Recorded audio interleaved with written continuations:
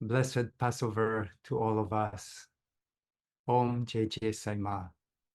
I honor the divine feminine within you, within me, within all that is. Every year we look at the journey of Passover, this unique celebration, I would say an inner work by the Hebrew Jewish tradition. And this year, I would like to actually take a passage from the scriptures that describe not specifically the journey of coming out of Egypt, out of slavery into freedom. Rather, the passage of the people of Israel walking in the desert in their journey of liberation. It did not happen in just one moment, moving out of that slavery or our belief in fear-based survival. Rather, it is a journey. There is perhaps an action, yet there is a determination following up. And we can look at that by the journey walking in the desert that could be 40 days, but end up 44 years or 40 years, actually. In that journey, there's one passage speaking about Moses, describing a time where the people of Israel were in need, were in stress. You recognize this moment perhaps in your life when everything doesn't just flow as usual, or we are in a tranquil state, or the events are flowing as expected. Rather, a time of a challenge, a big challenge for the people of Israel, specifically in the story, did not have water to drink. You're walking in the desert, imagine not having water. That's pretty serious. So Moses, with his great powers, wishing and dedication and caring, wishing to help the people, went to a rock to have water coming out of that rock. And he did that because God told him. So Moses went, and the story says he took his stick and hit the rock, and then the rock, there was water coming, perhaps like a spring coming from the rock or underneath the rock, and there were clean water that all the people could drink. Yet the scripture says that then God approached him again and said, I told you, speak to the rock and the water shall come. Daber el הסלע, אל תכה בו. I told you, speak to the rock, do not hit it. And that's the only time in the scriptures, in this time and describing of Moses and his self-awakening realization, and he's serving the people of Israel in their liberation, and even taking them, carrying them all the way until the promised land of Israel actually did not enter. And some say that this is the reason how come he did not enter. That was the only time where God, let's say, the president was not pleased with Moses. דבר אליו, אל תכה בו. Speak to it, do not hit it. And personally, I'm taking it as my sadhana, my personal inner discipline or spiritual practice in this time lately, in the days of Passover.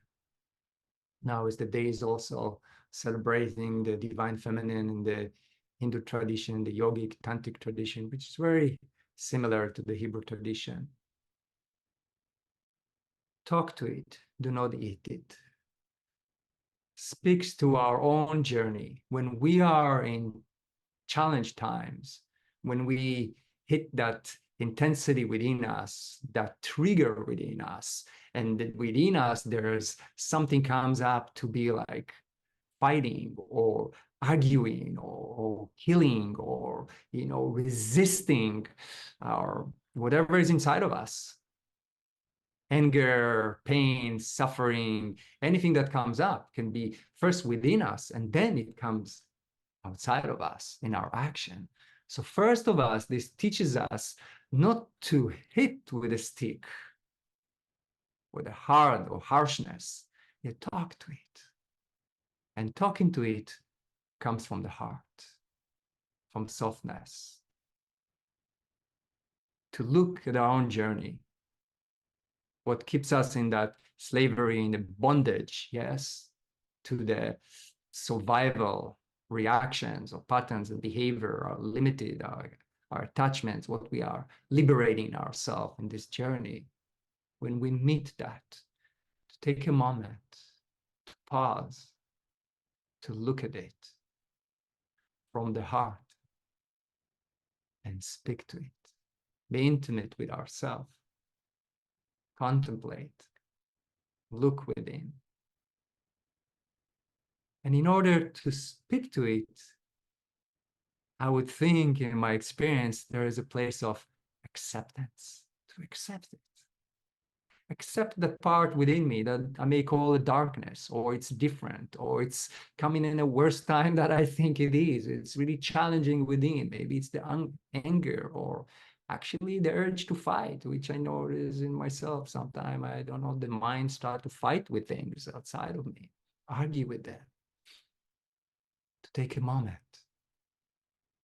to accept first that fact, acknowledge that is within me, and then accept, embrace the darkness. Saima is speaking about accepting the darkness within us. So that's what I'm hearing.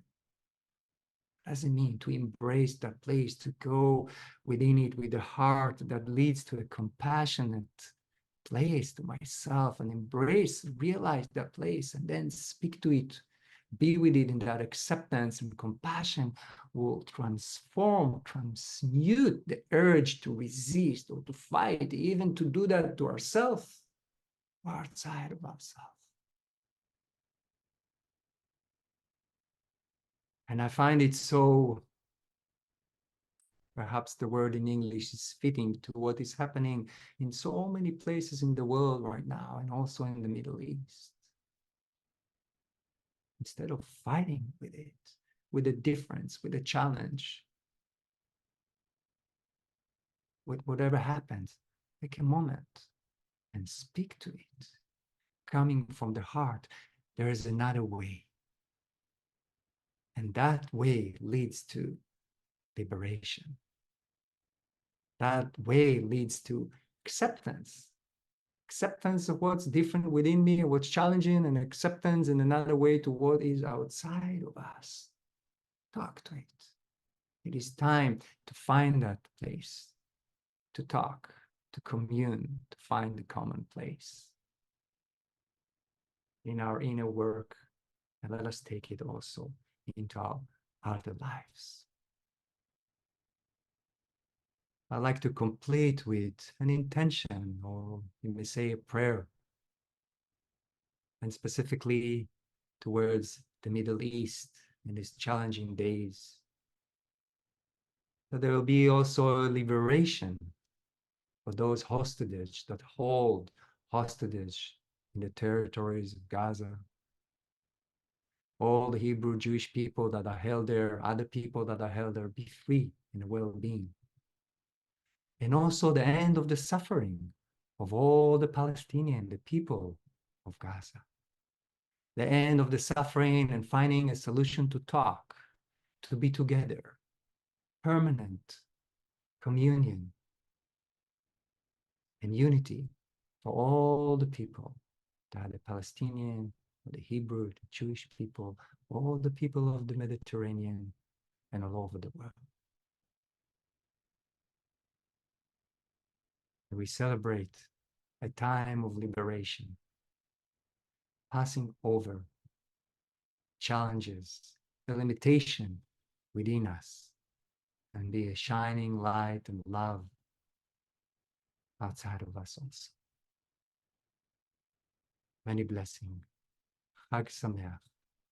Happy Passover to all of us.